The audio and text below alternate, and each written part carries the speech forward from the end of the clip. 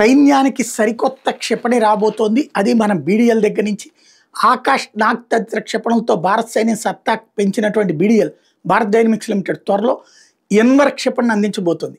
ATGM anti tank guided missile అయిన ఎన్వర్ క్షిపణిని భారత సైన్యంలో పదాతి దళానికి వెనుదన్నుగా ఉన్న T-90 ట్యాంకులకి అమర్చుతారు.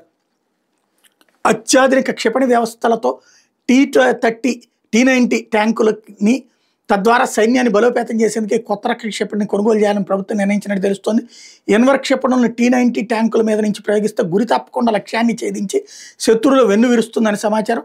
తొలి దశలో 500 క్షిపణులు బీడీఎల్ నుంచి తీసుకుంటారని, ఈ కాంట్రాక్ట్ విలువ 2000 నుంచి 3000 కోట్లు ఉంటుందని అంచనా.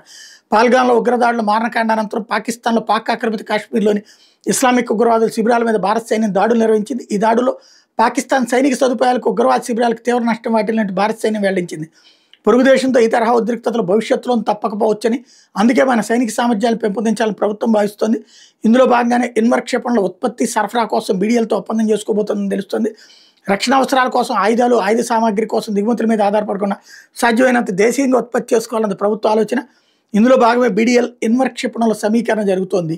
టోటల్గా బీడీఎల్ లాభం 273 కోట్ల రూపాయల దాకా వచ్చింది అన్నట్టు మరొక లెక్క చెప్తున్నారు.